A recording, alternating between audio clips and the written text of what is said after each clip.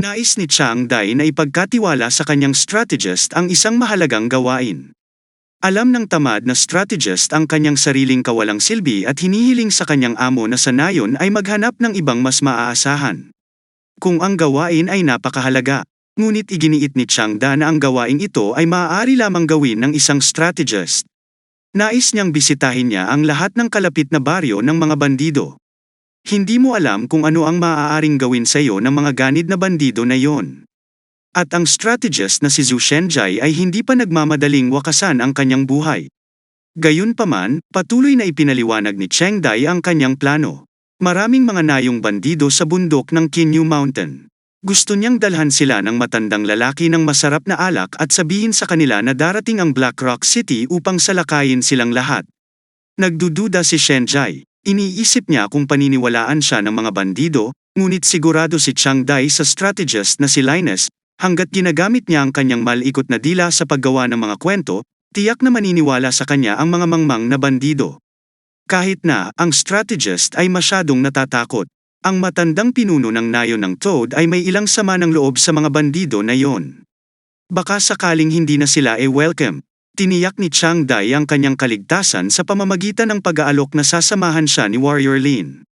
Mamatay man siya, tiyak na aalagaan niya ang kanyang nag-iisang anak. Hindi na makakapag-alala yun sa kanya pero wala siyang choice. Binyantaan siya ni Chiang Dai na kung hindi siya pupunta, idikit niya ang mga erotikong larawan.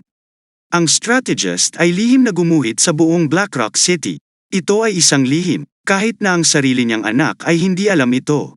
At kaya ang strategist ay sumakay sa isang cart na puno ng alak, kasama ang Warrior Lin, at isinasaalang-alang na lang sa kanyang kapalaran.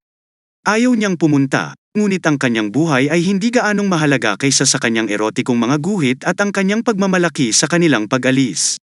Si Hunter Qin ay nagpapakita ng parehong pag-aalala na mayroon ang strategist.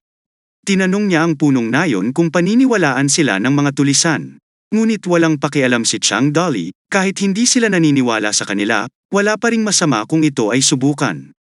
Pagkatapos nito, pinupunan niya ang isang kahon na puno ng pulbera, graba at straw, pagkatapos ay gumamit ng mga cotton na may langis bilang gatilyo upang makumpleto ang bomba. Matapos isara ang kahon, tumayo siya sa gilid ng isang bangin at ang mga alon ng watawat ay isang hudyat para kay Hunter Kinman. Naihagis ang kahon sa lambak at tulad ng kanyang hinulaang ang kanyang concoction ay magreresulta sa isang malaking pagsabog. Ang resulta ay napakamapangwasak na hindi mapigilan ni Hunter Kinman na tanungin si Chiang Dai kung hiniram niya ang kapangyarihan ng isang mythical dragon. Ngunit hindi ito hininga ng dragon. Ito ang sining ng pagsabog. Kasama nito, siya ay ganap na handa na harapin ang kanyang mga kaaway pabalik sa Black Rock City. Isang hukbo ng 1,000 tropa ang natipon at naghihintay sa utos ng kanilang commander. Ang anak ng Panginoon ng lungsod ay umakyat sa podium, tumingin sa maaliwalas na kalangitan sa itinaas at sinabi na ito ay isang magandang tanda para sa paparating na labanan. Mukhang masigla siya, ngunit ang kanyang mga tauhan ay nakatayo na sa mainit na araw ng ilang oras kung papakinggan pa nila ang kanyang kalokohang pananalita. Marami ang mahihimatay, kaliwat kanan. Muling tumingin ang bata sa kanyang hukbo. Hinubad niya ang kanyang espada at itinutok sa isa sa kanyang mga sundalo para tanungin siya kung masaya siya. Labis na nalilito ang sundalo sa biglaan at kakaibang pagkilos na ito. Sinabi sa kanya ng batang lalaki na mula noong sinaunang panahon, ang mga sikat ay palaging pipili ng isang taong isakripisyo bago magtungo sa digmaan, at ang sundalo ay dapat na masaya na mapili. Sa pagkakataong ito ay masyadong nakakabigla para sa isang biro. Hiniling ng sundalo sa batang Panginoon ng lungsod na ihinto ang paglalaro sa kanya. Ngunit hindi niya alam na ang batang ito ay ganap na hindi nagkakamali ng akala at pinutol niya ang mahirap na tao nang walang anumang pag-aalala, na sinasabi sa kanya na dapat siyang parangalan na mamatay sa kaluwalhatian ng kanyang Panginoon, at ang kawawang sundalo ay namatay habang sinusumpa siya sa kanyang huling mga hininga. Ang maling akala tinitingnan ni Nutcase ang dugo sa kanyang espada na may seryosong tingin upang kumilos ng cool at inutusan ang kanyang mga tropa na umalis para sa labanan. Ang ekspedisyon na ito ay tiyak na mapapahamak sa simula. Walang kahit isang sundalo sa hukbong ito na ayaw magpakitil ng leeg sa batang Panginoon. Ngunit ang mga utos ay dapat sundin at ang hukbo ay magmarcha sa makipot na daan ng King Neo Mountain. Gaya ng inaasahan, komportabling nakaupo sa likod ang tanga sa isang malaking karwahe. Ang komandante ng unit ay nag-aalala kung bakit hindi naniningil ang Panginoon kasama ang natitirang mga kabalyerya upang pamunuan ang kanyang hukbo. Ipinaliwanag ng batang Panginoon na hindi siya sundalo. Siya ay isang mahusay na general na gumagamit ng kanyang utak at nag-uutos sa mga unit mula sa likod. Sumang-ayon si Commander Lee sa batang Panginoon dahil wala na siyang magagawa pa.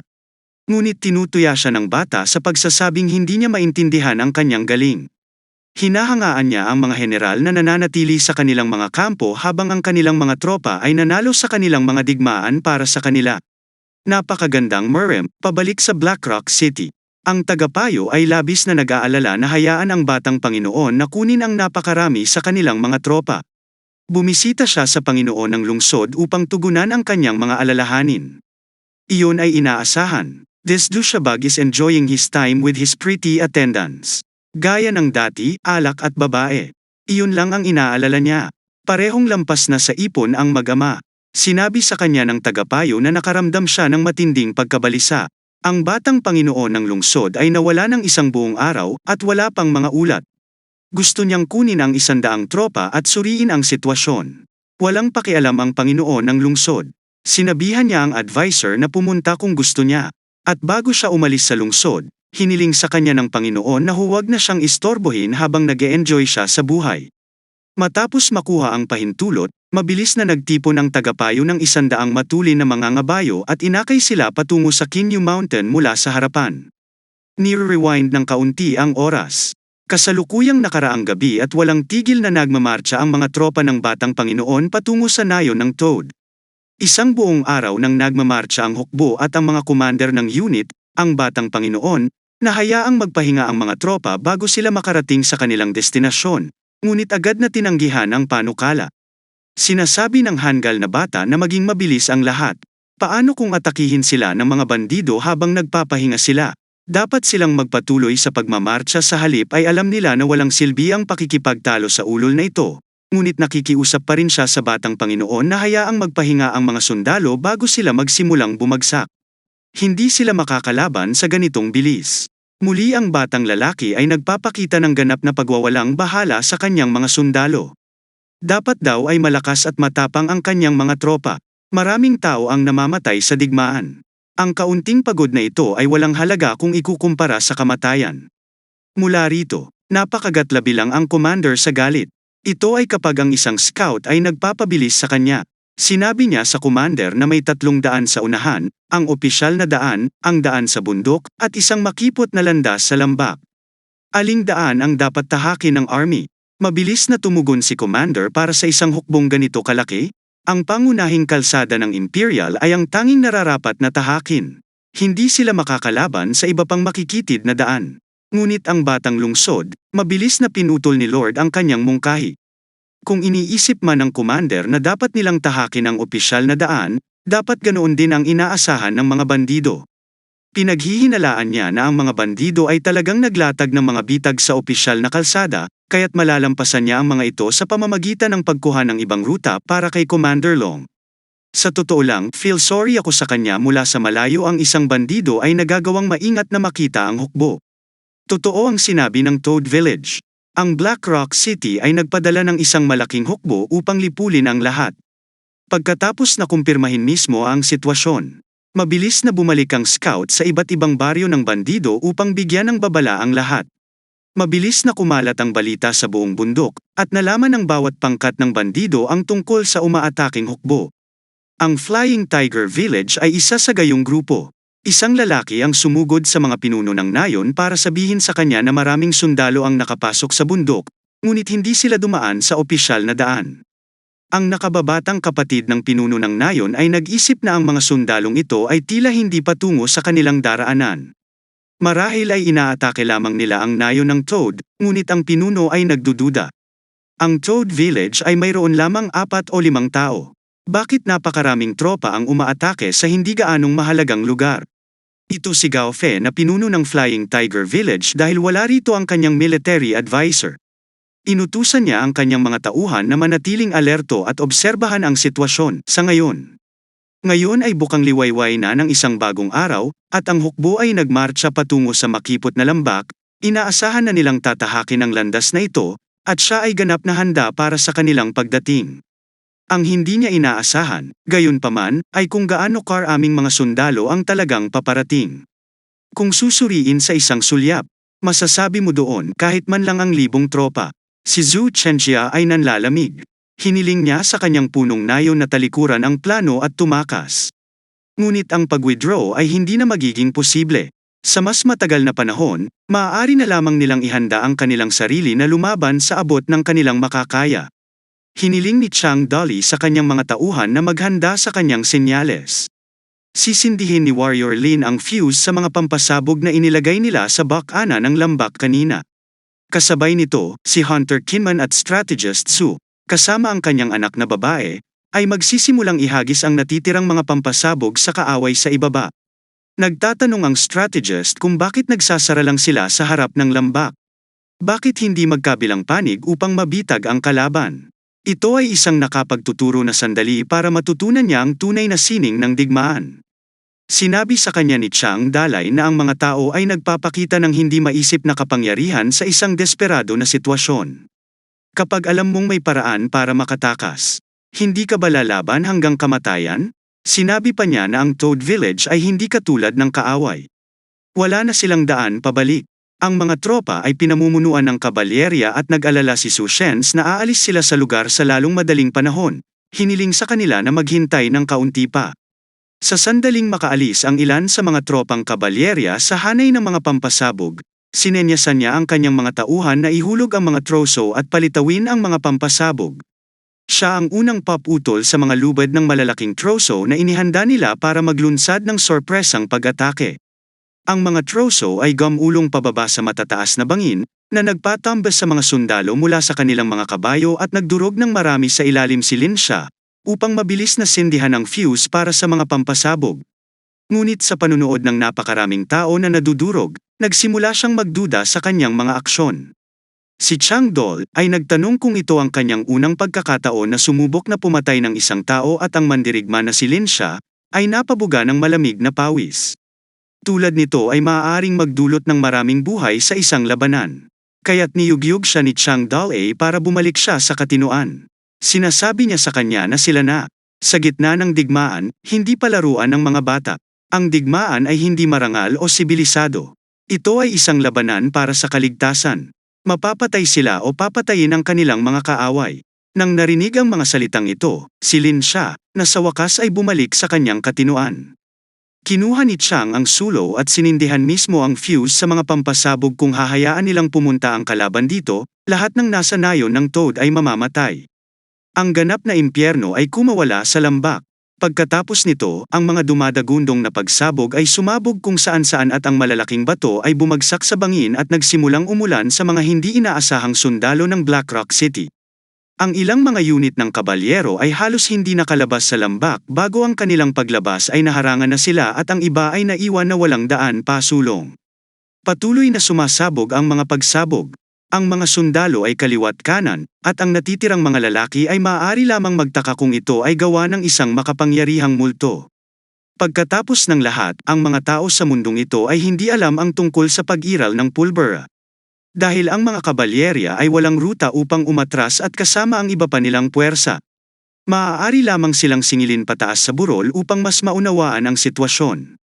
Nakita ni Kinman ang kalaban na paparating at sinabi kay Chang Dali na haharangyan niya ang kalaban bago sila makarating sa kanila. Samantala, nag-utos si Chang Dal kay Su Linger at Ling Shay na kumapit at magpatuloy na maghagis ng mas maraming pampasabog sa lambak mula sa kahon. Ang mga kabalyerya ay umaakyat sa burol kung saan naghihintay si Kinman na labanan ng lahat.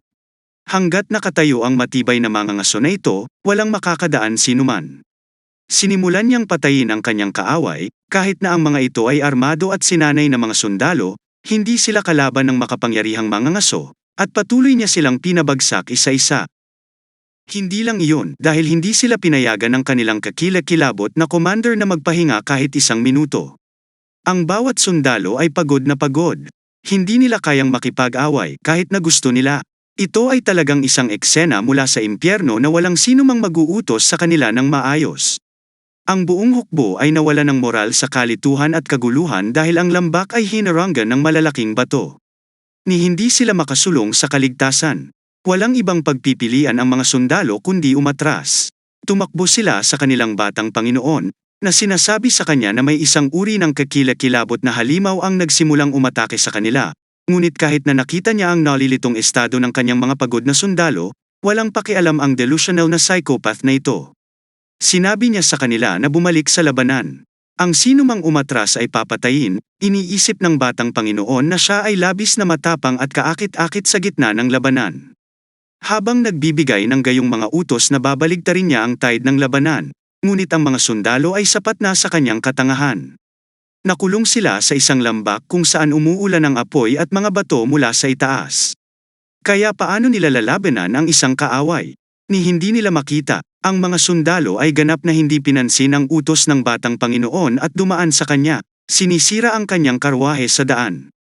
Ang natitirang mga sundalo na nasa likuran ay pinasabog sa karwahe dahil sa isang pagsabog na dumaong malapit sa kanila. Si Commander Huang ay nagsabi sa batang Panginoon na hindi ito ang oras para maging matigas ang ulo. Nawala na ang momentum nila kung hindi sila tatakas ngayon, hahabol ang mga bandido at sisimulan silang patayin. Nang makita kung paano tumatakbo ang lahat para sa kanilang buhay, sa wakas ay natauhan ang hanggal na batang ito.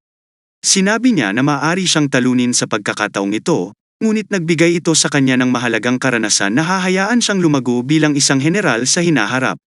Nang hindi gumagalaw kahit isang pulgada mula sa kaguluhan, itinaas niya ang kanyang espada sa itaas ng kanyang ulo at sinabi kay Commander Huang na dapat niyang karangalan na masaksihan ang kanyang paglaki pagkatapos ng labanan at magpasalamat na mayroon siyang pagkakataong maglingkod na gayong kamangha-manghang Panginoon.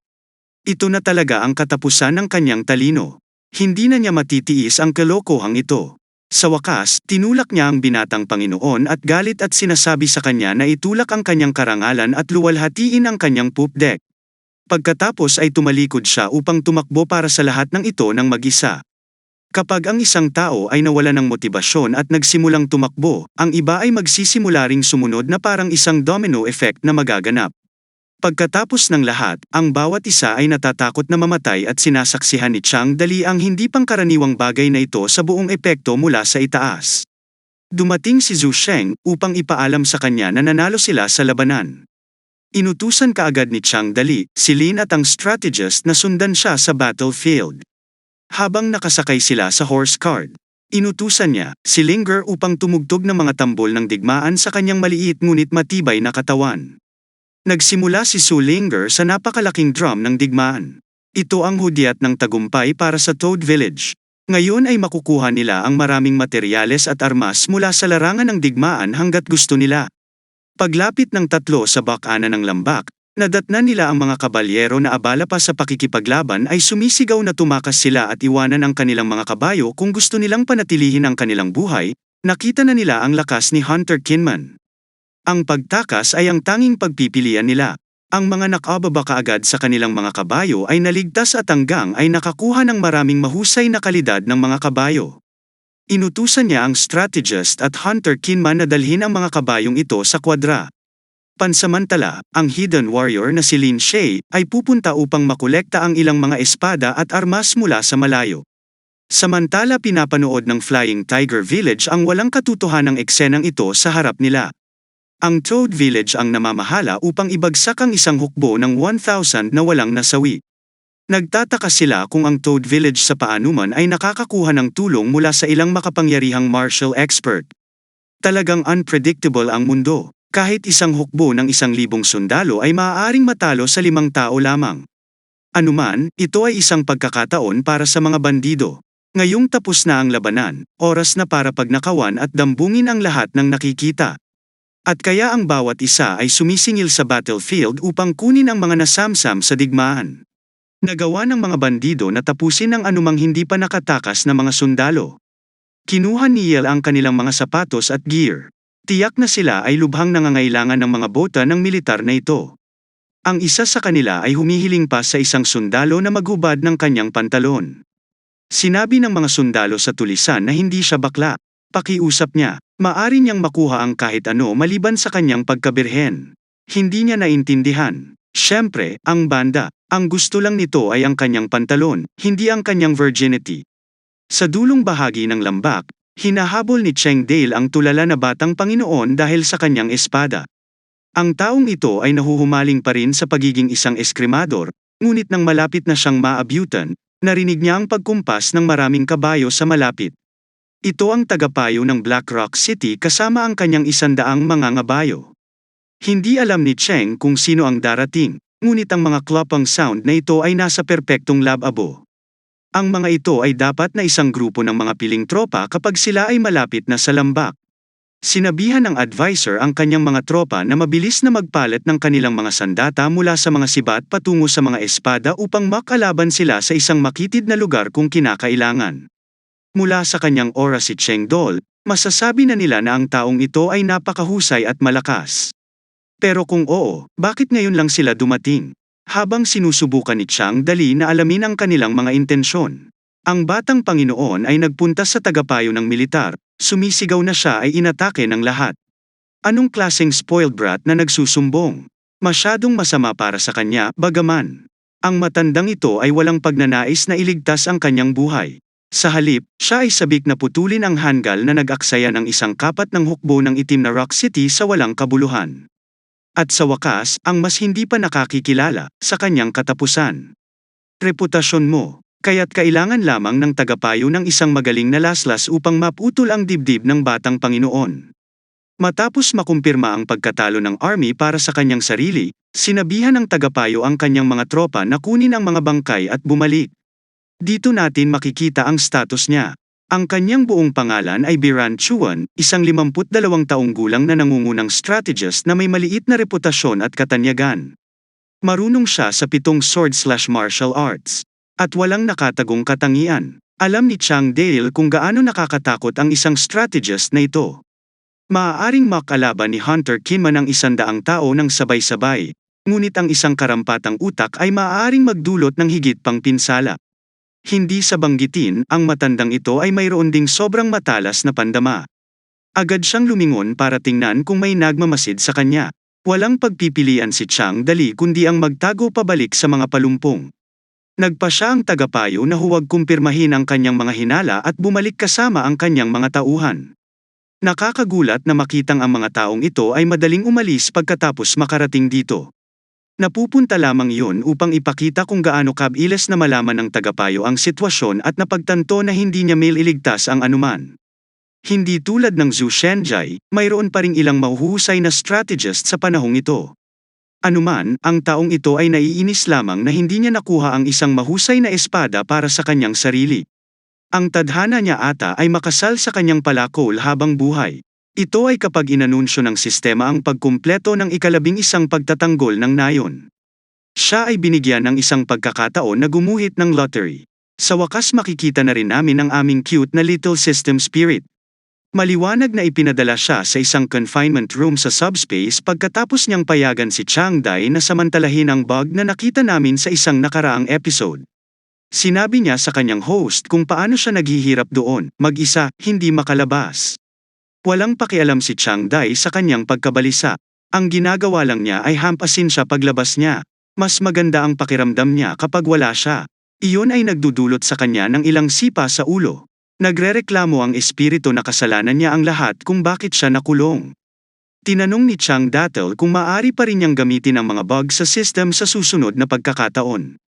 At nagreresulta sa kanya ng labis na galit. Dahilan upang maghirap siya. Gusto pero niyang exploit siya. Inilabas niya ang kanyang napakalaking maso at hinabol ang kanyang hanggal na host habang tumatakbo ito para sa kanyang buhay. Si Su Linger ay hindi maiwasang magtaka kung nananaginip ba siya. Hindi niya akalain na mabubuhay pa siya sa susunod na araw, ngunit sinabihan siya ng kanyang ama na huwag maging tamad at mabilis na tipunin ang lahat ng mga kabayo. Ang energetic na babae ay hindi alintana na maging tagapag-ayos ng kabayo ng nayon. Nasa sabik lang siyang makakita ng napakaraming malusog at pinakakain na mga kabayo. Ngunit kahit natapos na ang kanilang labanan, nakakubli pa rin ang mga kalaban sa kanilang paligid. Ang Flying Tiger Village ay dumating upang angkinin ang kanilang bahagi ng nakuha, tulad ng mga buiter na kumakain lamang ng isang hayop na namatay na.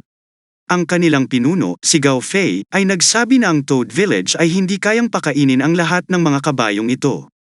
Dapat nilang ibahagi ang ilan sa Flying Tiger Village dahil kumita sila ng napakalaking tubo mula sa labanang ito, hindi dapat masakit na ibahagi ang ilan sa iba. Sinabi niya kay Zhu Shenhai na gumawa ng paraan para hatiin ang mga kabayo.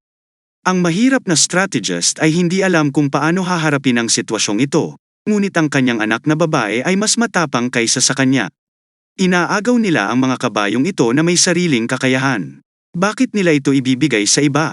Ang kanyang mga punto ay wasto, ngunit hindi ito ang uri ng pag-uusap na maaaring gawin ng isang batang babae na tulad niya. Zhu Shen, sinabihan siya ni Hai na manatiling tahimik. Hindi siya natatakot sa mga bandido at hindi siya nagatubiling ipakita ang kanyang kawalang kasiyahan. Sinabi ng strategist kay Gao Fei na lahat ay nagtrabaho ng husto sa labanang ito, at lahat sila ay nakakuha ng patas na bahagi ng kita.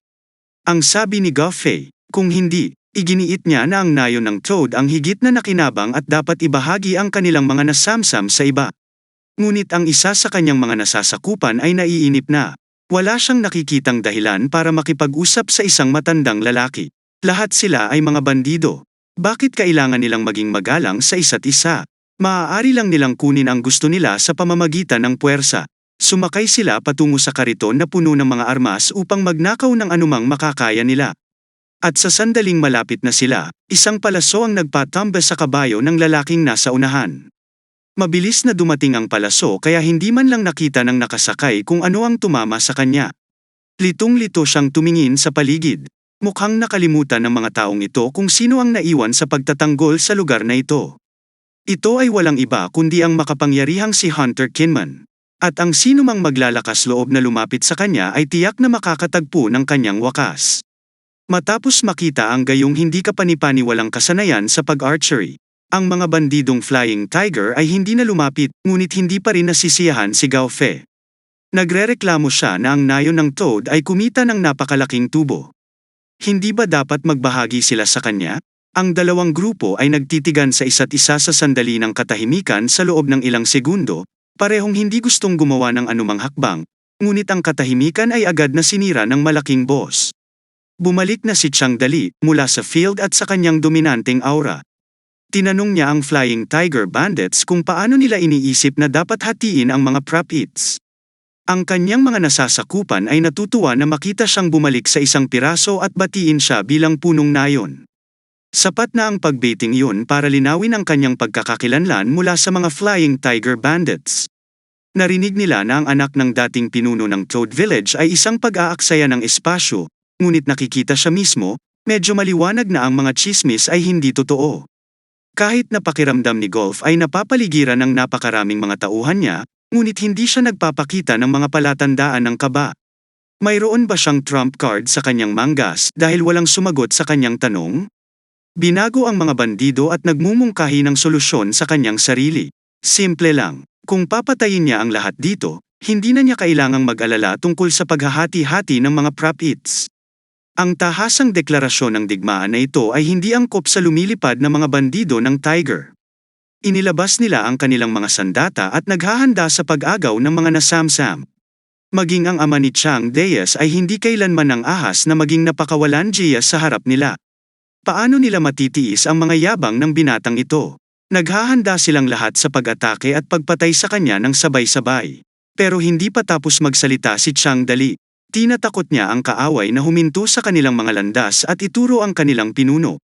Tinanong niya siya kung may kabuuang 1,000 lalaki ang umaatake sa kanya. Mukhang nalilito si Gao Fei. Ano ang mahalaga kung mayroong 100 o 1,000 sa kanila? Pero dyan siya nagkakamali. Ipinagmamalaki ni Chang Dali na natalo niya ang 1,000 armadong sundalo. Ano ang iniisip nila na hindi niya kayang harapin ang panibagong 1,000 pa? Sa pagkakataong ito, talagang tinatamaan ng takot ang mga bandido. Totoo ang sinabi ni Chang Dali. Nasaksihan nila na naging abo ang hukbo ng Black Rock City sa mismong harapan nila. Kahit na alam ni Gao Fei na ang Toad Village ay mayroon lamang 4 o 5 tao sa dapat.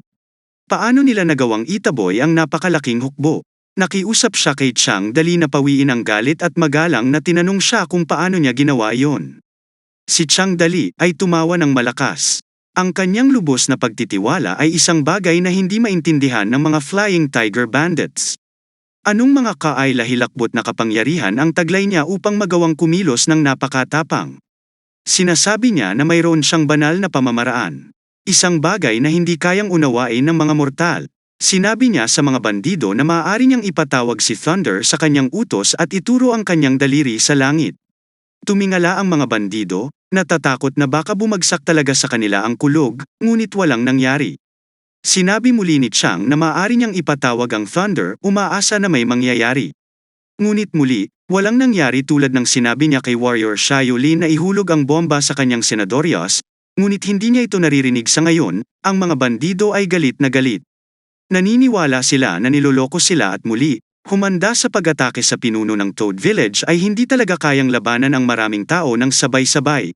Kaya nananatili siya sa kanyang mga plano at sa pagkakataong ito muli niyang epinorma ang kanyang senyales. At sa pagkakataong ito ay parang narinig siya ni Warrior Lin bilang isang malaking pagsabog. Binuksan ang mga sabog ang bundok sa likuran niya. Ang mga bandido ay nagulantang. Hindi sila makapaniwala sa kanilang mga mata na may isang taong seryosong nagpatawag lang ng kulog sa harapan nila. Iyon ay isang malapit na tawag ni Chang Dalei. At mamaya siya ay minced meat. Ngunit ngayong nagtagumpay na siya, pinananatili niya ang kanyang pagkakalmado upang i-pressure ang kalaban. Tinitingnan niya ang lumilipad na Tiger Bandits at tinanong sila kung gusto nila ng isa pang pagpapakita ng kanyang kapangyarihan. Siyempre, walang maglalakas loob na turuan siya muli anumang oras sa lalong madaling panahon. Tinatamaan sila ng takot. Bago umunlad ang sibilisasyon, ang mga tao ay higit na mapamahiin. Pupurihin nila ang mga skamang shaman bilang mga Diyos na marunong lang magsunog ng ilang dilaw na papel sa isang balon at tinatawag itong holy water. Ang pagganap ni Chang ay higit na nakahihigit kaysa doon. Ito ay higit pa sa sapat para sa mga hindi marunong bumasa at sumulat na mga bandido na maniwala sa kanya. Pati si Gao Fei ay nanginginig sa kanyang bota. Nakita niya ang parehong mga pagsabog, ulan ng impyerno sa hukbo ng Black Rock City. Binibigyan nito si Changda ng pagkakataon na kumilos ng mas bastos. Wala nang nangahas na hamarang pa sa kanya, at nilalagpasan lang niya ang lahat para sumama sa iba pa niyang mga tauhan. Ngunit muli, tinawag siya ni Gao Fei na maghintay.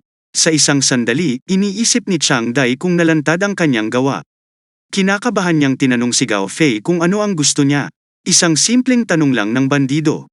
Siya nagtatanong kung paano ang Toadville, na nagpaplanong magpakain ng napakaraming kabayo, ngunit ang gayong mga walang kwentang problema ay walang kinalaman kay Chang Dalai. Kung hindi niya mapakain ang mga ito, palagi siyang makakahanap ng iba pang paraan para kumita. Sa gabi, isang bagong kwento ang magaganap sa Black Rock City. Gaya ng dati, ginugugol ng Panginoon ng lungsod ang kanyang oras sa paglalaro sa kanyang magandang attendance.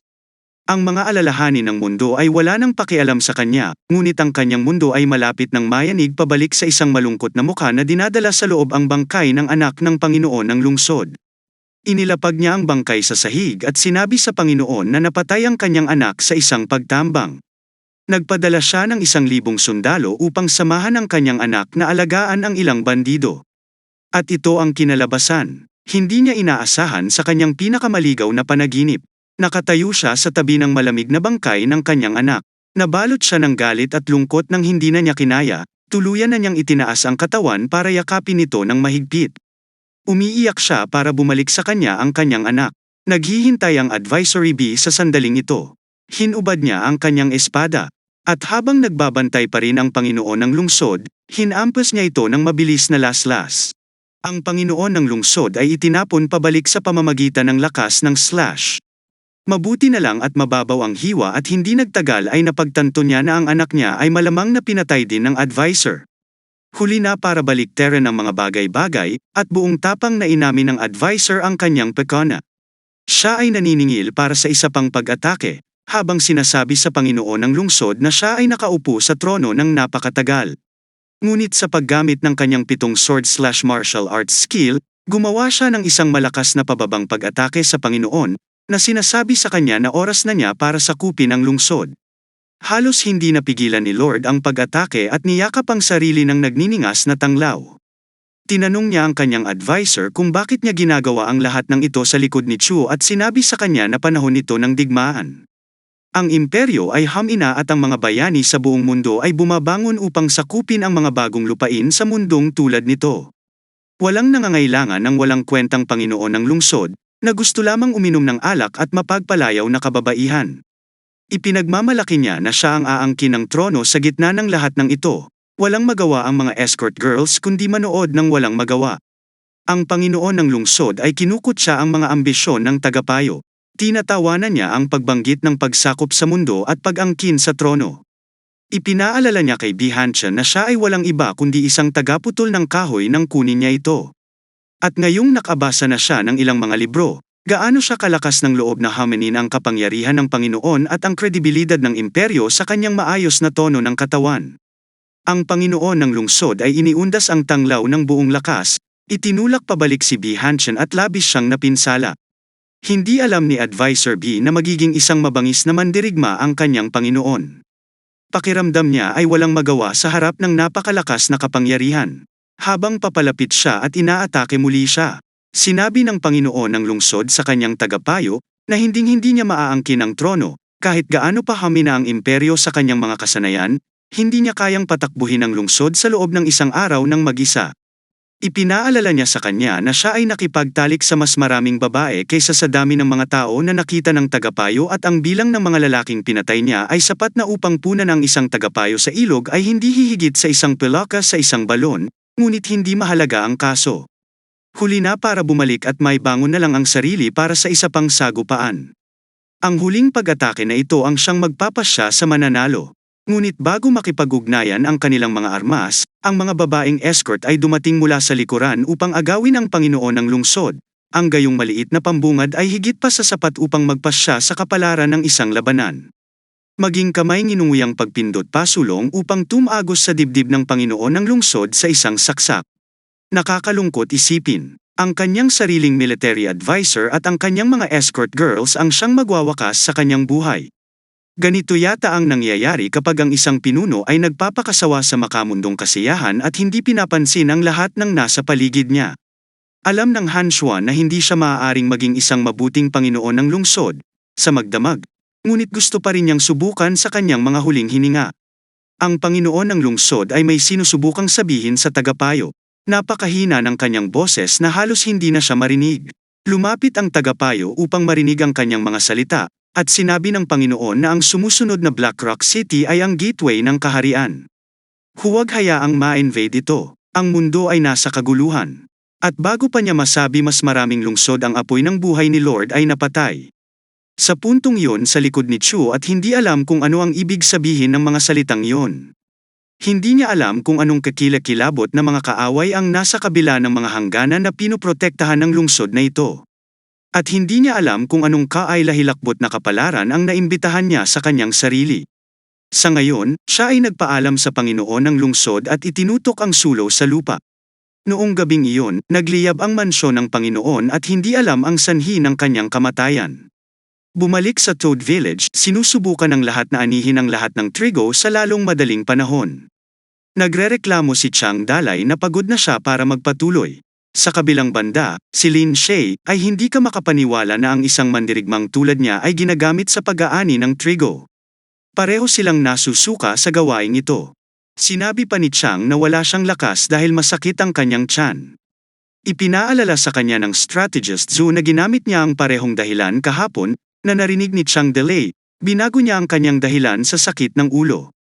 Ayaw lang niyang gumawa ng isang bagay na nakakapagod. At si Zhu Shenjai ay sumasakit ang ulo sa kanyang mga palusot. Sinabi ni Cheng Dai na hindi siya nagnanakaw ng mga tao kamakailan. Dapat siyang pumunta at gawin iyon sa halip.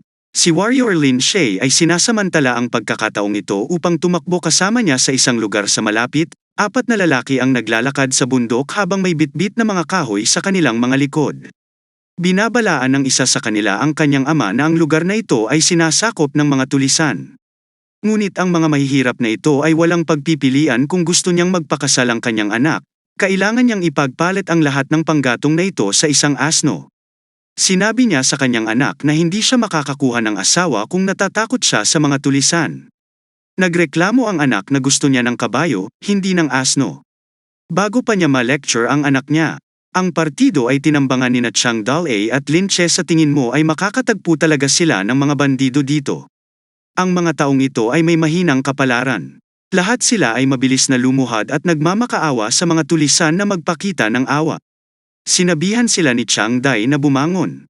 Hindi na kailangang lumuhad. Sinabi niya na narinig niya ang mga ito na gustong bumili ng kabayo kanina.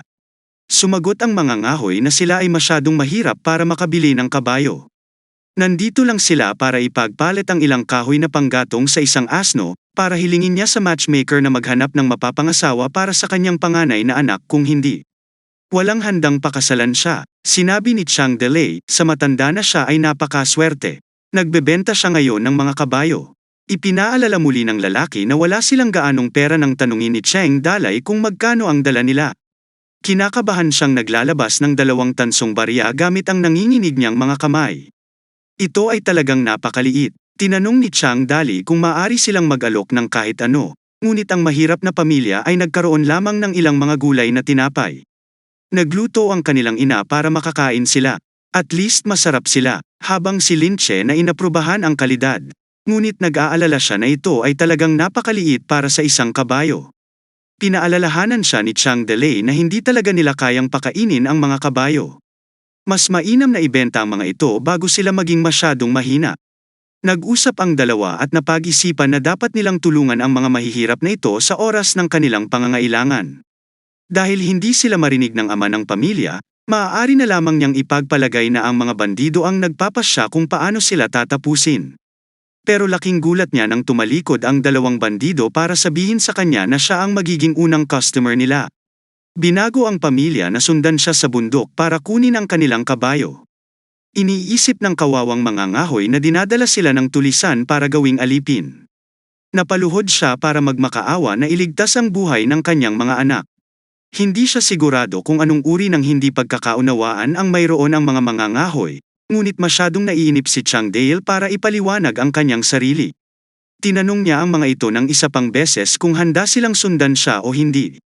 Matapos makitang madaling hawakan ng bandido ang napakalaking palakol, hindi na nang ahas ang pamilya na humiling pa.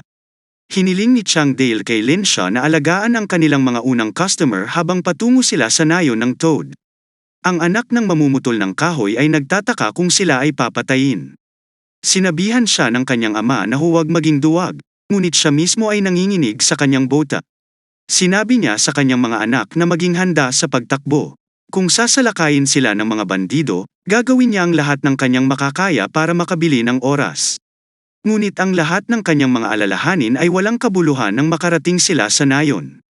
Sinabihan sila ni Cheng na piliin ang kabayo na gusto nila. Ang pamilya ay lubos na namamangha. Tinatanong nila kung ang bandido ba talaga ay gustong magbenta sa kanila ng kabayo. Nag-inquire si Cheng kung gaano karaming kabayo ang kailangan nila. Ngunit nang sabihin ng ama ng pamilya na isa lang ang kailangan niya, mukhang nadismaya si Chiang Dalay. Hindi siya naglagay ng labis na pagsisikap na magbenta lamang ng isang kabayo. Kinabahan ang matandang mangangahoy at sinabing maaari siyang kumuha muli ng 2. Sinabi sa kanya ni Chiang Dai na mayroon siyang 3 anak. Bakit hindi kumuha ng 4 na kabayo, 1 para sa kanyang sarili at 3 para sa kanyang mga anak na lalaki na isipin na makakakuha sila ng 4 na kabayo para lamang sa 2 tansong barya at ilang mga gulay na tinapay. Sobrang saya ng pamilya, ngunit ito ay nang sabihin ng kanilang hamak na ama na hindi nila kayang magpakain ng 4 na kabayo. Nagulat ang kanyang mga anak na sinayang lang ng kanilang ama ang isang beses sa isang buhay na alok na iyon. Hindi nila kayang pakainin ang 4 na kabayo. Si Chiang Dale ay handang makipaghiwalay sa 2 lamang. Bilang kapalit, tinanong niya ang mga mangangahoy kung marunong silang mag-ani ng trigo. Sumagot ang hamak na lalaki na marunong magsaka ang kanyang pamilya. Ang pag-aani ng damo ay walang issue, ngunit ang hitsura ng kanyang anak ay labis na nalulungkot dahil sa pagkawala ng pagkakataon na makakuha ng higit pa.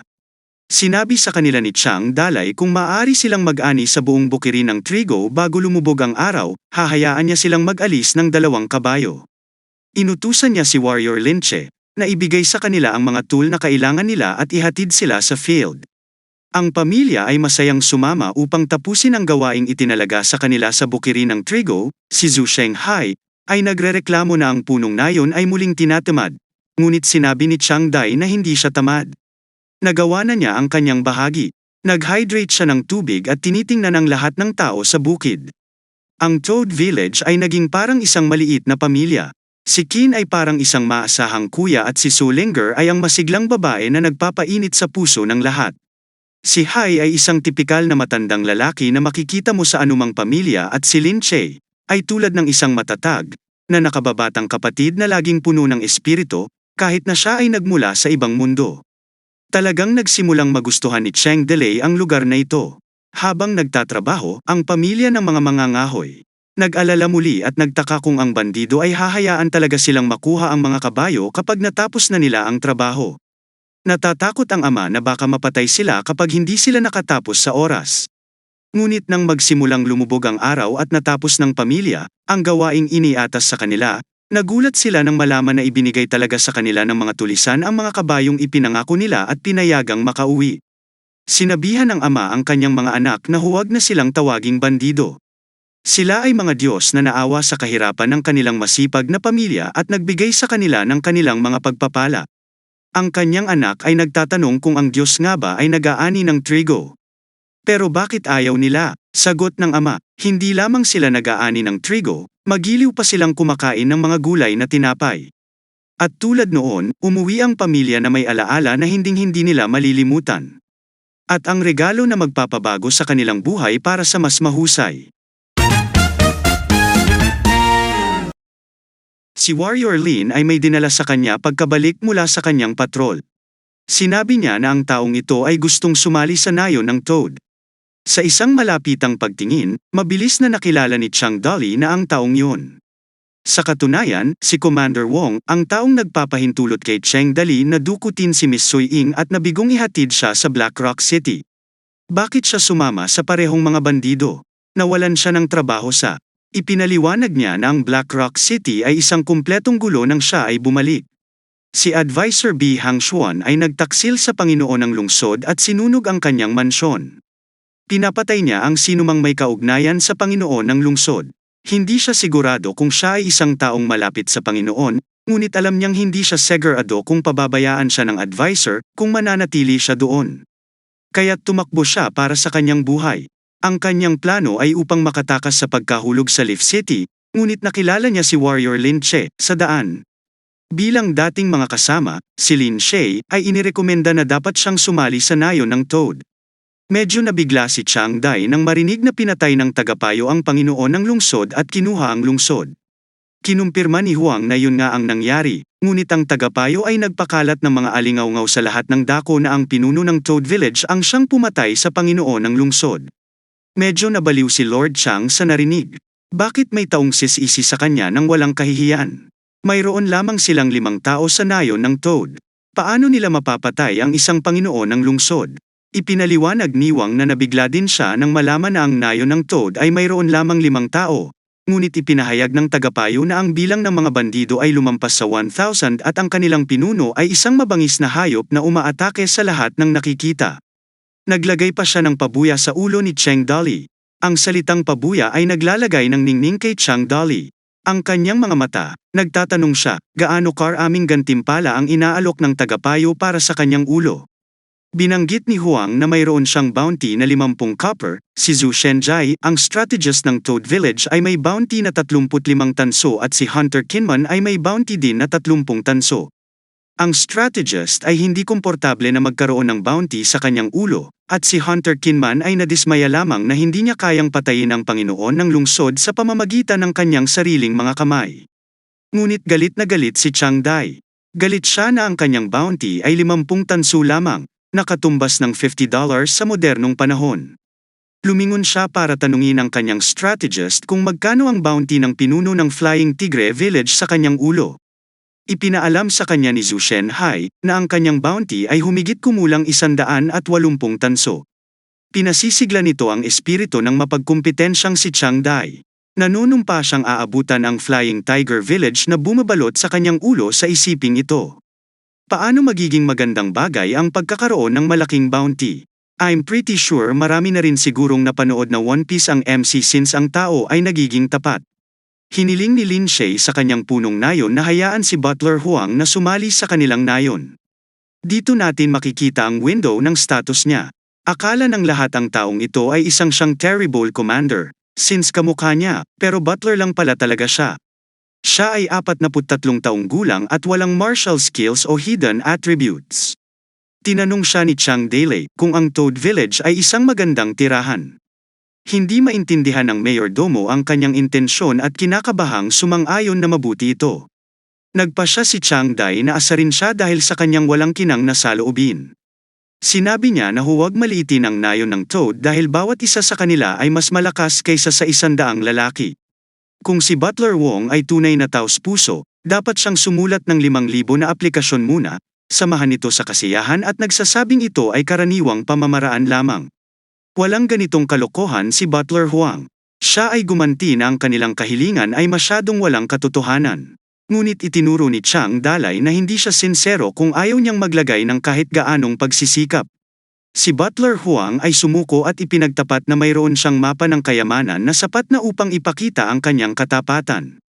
Ibinigay niya ang mapa kay Chang Dalai. Sinabi niya sa kanya na ang mapa ay pinahahalagahan ng yumaong Panginoon ng lungsod, at ninakaw niya ito habang tumetakas sa lungsod. Tinanong ni Chang Dai kung alam niya kung ano ang lokasyon sa mapa. Inamin ni Butler Huang na wala siyang ideya na alam lang niya yon. Ang mapa ay mahalaga sa lungsod. Tinitingnang mabuti ni Lord Chang Dalai ito para kumpirmahin ang mga nilalaman. Walang mga salita na nagpapahiwatig ng lokasyon ng kayamanan. Isa lamang itong guhit ng ilang bundok na maaaring na kung saan man. Sa ngayon, nagpasya siyang panatilihin ang mapa. Sinabi niya kay Butler Huang na alam na niya ngayon na siya ay taos-puso sa pagsali sa nayon, ngunit hindi pa niya alam ang tungkol sa kanyang pagiging kapaki-pakinabang.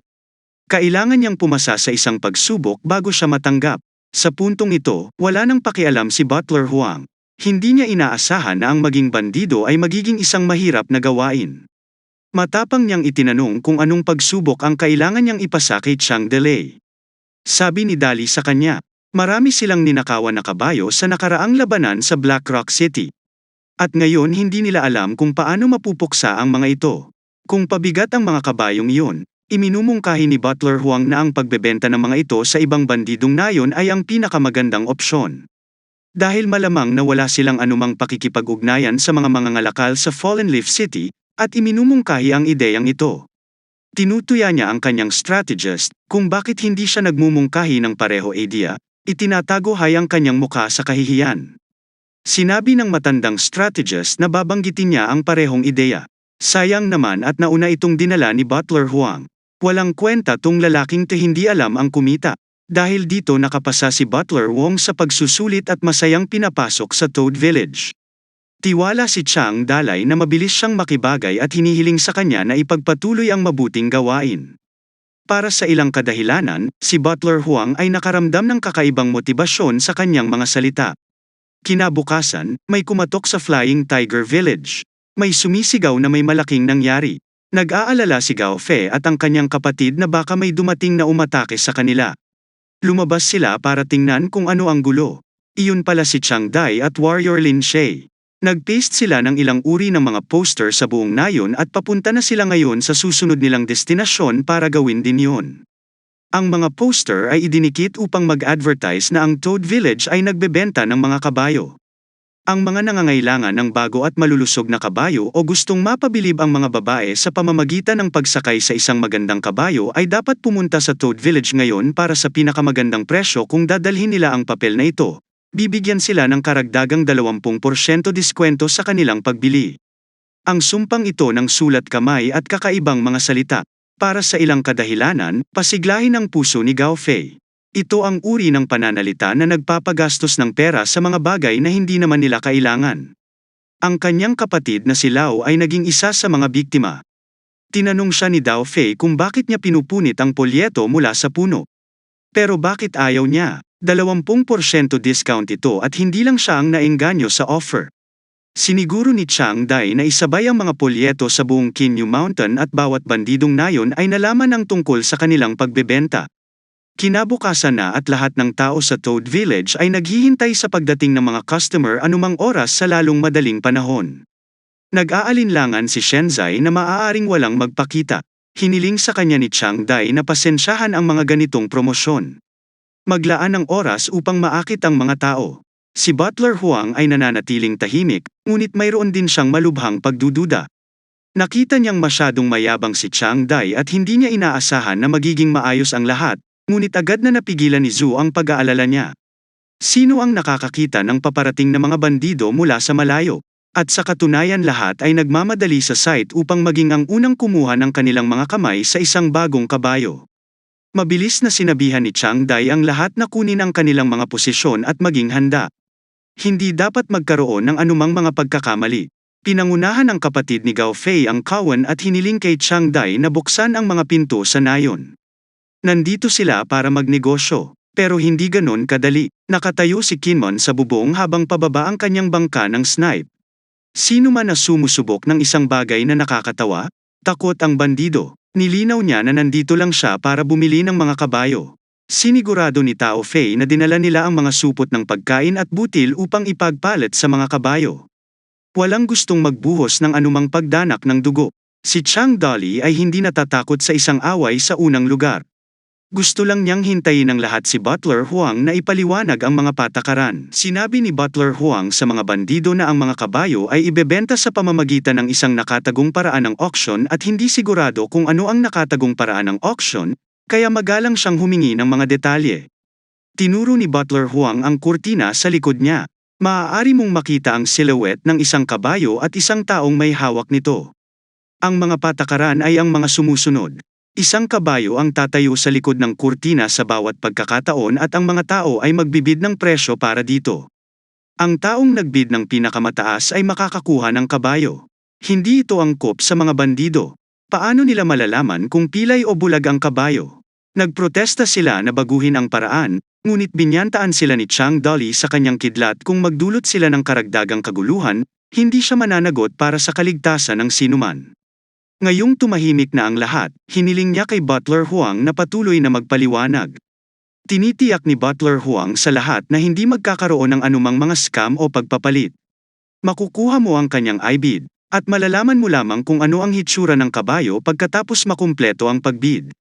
Ang makukuha mo ay depende sa iyong swerte. May pagkakataon na makakuha ka ng napakahusay na kalidad ng kabayong pandigma sa napakaliit na presyo kung wala ng mga karagdagang tanong. Magsisimula ang auction at magsisimula ang presyo ng unang kabayo sa isang bag ng pagkain. Ang mga bandido ay lubhang nag-aalangan. Hindi naman kasi sila mayayamang mga ngalakal na may matitira pang pera. Hindi nila alam kung dapat ba silang lumahok sa auction na ito. Ang sitwasyong ito ay medyo nakakabahala para sa nayon ng Toad. Natatakot si Chang na baka masyadong high-class ang auction system para sa mga hanggal na bandido, pero sa pagkakataong iyon ay lumilitaw ang isang grupo ng magagandang babae. Ang mga dilag na ito ay ganap na namumukod tangi sa mga bandidong nakapaligid sa kanila. Ang isa sa gitna ay nag-anunsyo na siya ay magbid ng isang bag ng beans para sa isang kabayo. Bawat tulisan ay binibihag ng kanyang kagandahan.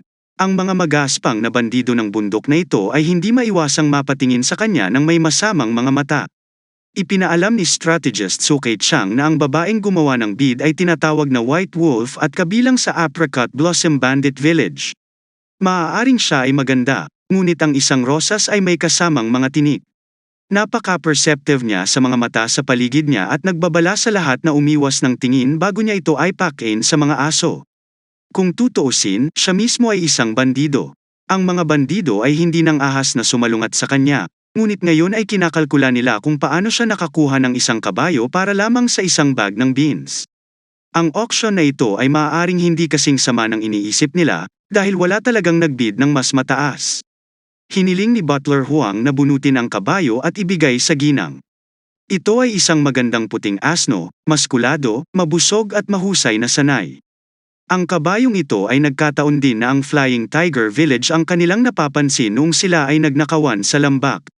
Pagkatapos ng digmaan, hindi makapaniwala ang mga bandido na nawalan sila ng pagkakataong makakuha ng napakagandang kabayo sa murang halaga. Sa isang sandali, isinasaalang-alang nila ang pagnanakaw nito mula sa ginang sa pamamagitan ng puwersa. Ngunit ang babaeng ito ngayon ay pushover. Alam niya ang kanilang mga intensyon at binabalaan sila ng maaga. Ang sinumang maglakas loob na sumunod sa kanya ay makakatagpo ng kanyang talent. Matapos linawin ang kanyang posisyon, kumuha siya ng isang piraso ng papel sa bulsa ng kanyang dibdib. Ito ang discount coupon na ipinaskil ni Chang Dali sa bawat nayon. Ang puting lobo ay nagtatanong kung maaari siyang makakuha ng karagdagang 20% diskwento sa papel. Tiniyak niya sa kanya na hindi siya nagsisinungaling at hiniling kay Butler Huang na ibalik ang 20 kilo ng beans mula sa 100 kilo na bag na nabid niya kanina. Ang puting lobo ay labis na nasisiyahan sa kanyang pagbili at tuwang-tuwang umakyat sa kanyang bagong kabayo. Kapag ngumiti siya, hindi mo masasabi na siya ay isang bandido. Mukha siyang matikas bilang isang babae ng mataas na uri at prestihiyosong pamilya. Dahil tapos na ang kanilang negosyo dito, sinabihan niya ang iba pang mga babaeng apricot blossom na bumalik sa nayon. Malaki ang posibilidad na magkakaroon sila ng paborableng relasyon sa nayon ng Toad sa hinaharap. Ngayong nakita na nila ang nawala sa kanila, naiinip na ang mga bandido. Hinihiling nilang simulan ang bidding para sa susunod na kabayo. Ang auction ay nagpapatuloy ng maayos at ang Toad Village ay kumikita sa bawat pagbili. Dahil wala siyang magagawa sa ngayon, tinanong ni Chang Dai ang kanyang strategist kung maaari niyang sabihin sa kanya ang higit pa tungkol sa babaeng tinatawag na White Wolf Strategist. Medyo marami nang alam si Su tungkol sa bagay na ito bago siya naging bandido. Ang ginang ay kabilang sa isang martial arts family. Natuto na siya ng martial arts mula pa noong bata pa siya at dalubhasa sa throwing sword technique. Sa kasamaang palad, nang dumating ang oras ng kanyang kasal, ang kanyang kasintahan ay namatay sa isang aksidente sa araw ng kanyang kasal. Sa halip ay ikinasal siya sa isang kabaong sa halip na maawa. Lahat ay nagsimulang tumingin sa ibaba at libakin siya, na sinasabing nagdadala siya ng malas. Isang araw, sinubukan ng isang kamag-anak na samantalahin ang kanyang pagtayo at sinubukang umakyat sa kanyang kama. Sa gabi, pinatay niya ang aggressor at sumama sa apricot blossom pagkatapos tumakas patungo sa Mountain Changs. Kung ibig sabihin, lahat ng nasa apricot blossom ay girl zoo. Kinumpirma ni Shen Hai na totoo nga. Ang bawat babae sa nayong iyon ay may katulad na kwento. Sila ay mga balo o mga batang babae na inabandona ng kanilang mga pamilya. Nadismaya si Chang Dolly na hindi sinabi sa kanya ng kanyang strategist ang mga mahahalagang detalye ng mas maaga sa hinaharap. Balak niyang kaibiganin talaga ang apricot blossom bandits. Sinabihan siya ng strategist Zhu na huwag sayangin ang kanyang oras. Ang mga babae sa nayong iyon ay labis na pag-alit sa mga lalaki. Marami ang sumubok na lapitan sila, ngunit lahat ay agad na tinanggihan. Naputol ang kanilang pag-uusap nang may naganap na kaguluhan sa likuran nila. Ang isang tao ay tila labis na hindi nasisiyahan. Ang kanyang pagbili, sinasabi niya na sinadya siyang ibenta ng Toad Village ng isang bulag na kabayo. Sinisikap siyang ibaba ni Butler Huang. Dumating si Chang Dai upang itanong kung ano ang nangyari at ipinaliwanag ng mayordomo na sinubukan na niyang bigyan ng babala ang customer, ngunit patuloy niyang itinaas ang presyo para sa isang bulag na kabayo. Ang taong ito ay si Lao Fei, ang nakababatang kapatid ng Flying Tiger Village. Para sa ilang kadahilanan, ang mga mahihirap na lalaki ay tila hindi makakakuha ng magandang deal kailanman. Galit na galit siya na sinusubukan siya ng Toad Village na dayain siya. Humingi siya ng kapalit para sa kanyang kabayo. Sinabi sa kanya ni Chang na hindi niya mababago ang mga patakaran para sa isang tao lamang. Kung igiit ng customer, kailangan niyang ipawalang bisa ang mga pagbili ng lahat at kanselahin ang auction. Ang iba pang mga bandido ay mabilis na tumalon sa mga protesta. Medyo masaya sila sa mga kabayong nakuha nila.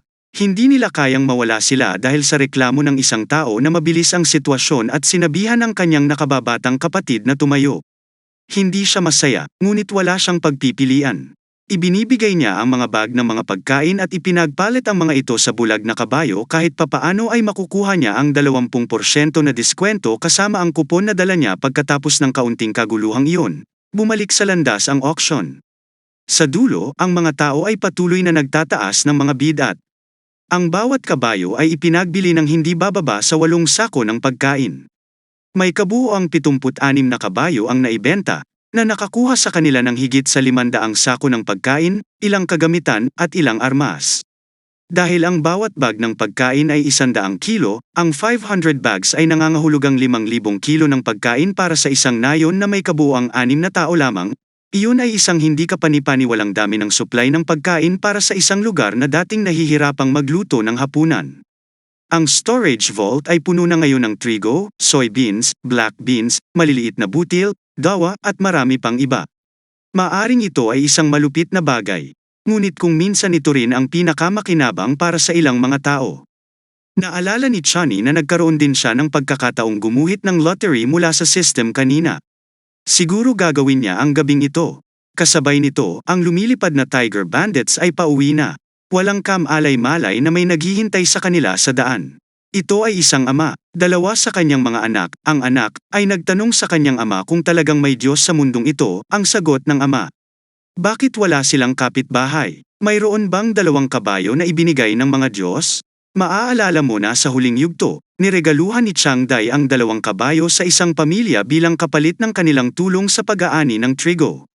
Pagbalik nila, sinabi nila sa lahat na ang mga kabayo ay ibinigay sa kanila ng ilang Diyos na naninirahan sa kabundukan.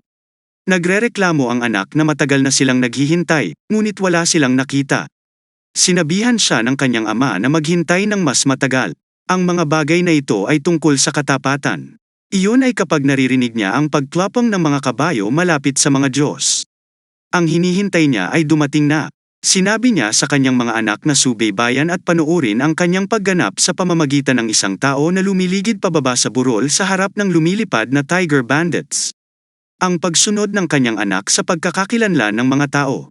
Tinutukoy siya ng ama bilang hari ng nayon at ipinaliwanag na sila ay mga mahihirap na nangangailangan ng tulong. Mayroon silang trigo ngunit hindi ito money. Sila ay magpapasalamat magpakailanman kung ang hari ng nayon ay nagbigay sa kanila ng ilang mga kabayo na sapat na ang asar, bilang ay hindi lamang siya nakuha scammed sa Pilaka Village upang ipagpalit ng ilang bag na halaga ng pagkain para sa isang walang silbi bulag na kabayo. Ngayon ang mga taong ito ay hinihiling na isuko niya ang kanyang pagbili. Ang kanyang thread ng pangangatwiran ay naputol. Sinunggaban niya ang lalaki para bugbugin ito at hinihiling na malaman kung sino ang nagpadala sa kanya dito para asar siya. Natatakot ang lalaki, hindi ito ang inaasahan niyang mangyayari. Desperado siyang nagmamakaawa na iligtas ang kanyang buhay. Matapos tingnang mabuti, nakilala ni Goff ang lalaking ito. Siya ay isang mayamang maharlika, nakatira sa isang malaking bahay sa paanan ng bundok. Natutuwa si Lao Fei na marinig na kung ay hostage siya, maaari silang humingi ng pera sa kanyang pamilya, na dapat makabawi sa kanilang mga pagkalugi sa auction. Ganito ang nangyayari sa mga taong si Kim. Isang kasiya siyang pagtatapos. Gabi na ngayon at may napakahalagang gagawin ang Chang Dai. Pinitik niya ang kanyang mga daliri para tawagin ang system spirit at iguhit ang kanyang lottery. Gaya ng dati, ang espiritu ay labis na nasa sabik na lumabas. Hinihintay niya ang sandaling ito. Inilabas niya ang lottery machine at sinimulan itong kalugan. Sinabi ni Chang Dai na hindi niya kailangan ng isang simpleng tangke at attack helicopter o kahit isang bazooka na gagawin habang ang kanyang mapagpakumbabang mga kahilingan ay medyo walang katotohanan.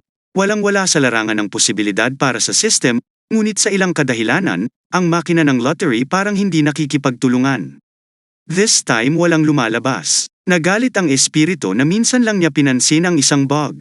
Hindi makatarungan para sa sistema na palaging ganito ang pakikitungo sa kanya. Sa kanyang galit, tumalon siya at galit na sinipa ang lottery machine. Ang millennium-old trick, kung hindi gumana, sipain mo na lang. Mukhang epektibo ang pamamaraang ito kahit sa ibang mga mundo. Dahil iniluwa agad ng lottery machine ang reward. Sa pagkakataong ito, ibang-iba na ang nakuha ni Cheng. Ito ay isang blueprint ng mga nagtatanggol na istruktura para sa isang baguhan na bandit village. Sa tulong ng mga blueprint na ito, mapapatatag ni Chang Dai ang mga istruktura ng kanyang nayon. Naiwan silang mag-isa hanggang ngayon dahil wala silang kwenta at wala. Ngunit ngayon alam na ng lahat na ang Toad Village ay may walang katapusang supply ng pagkain. Hindi sinasabi na maraming mga nakapaligid na nayon ang susubukang looban sila. Tila dahan-daang sinusubukan ng sistema na ihanda siya para sa mga paparating na hamon. Malapit na siyang harapin ng maraming pakikibaka, at kailangan niyang maghanda ng mabilis hanggat kaya niya. Nauubos ang oras.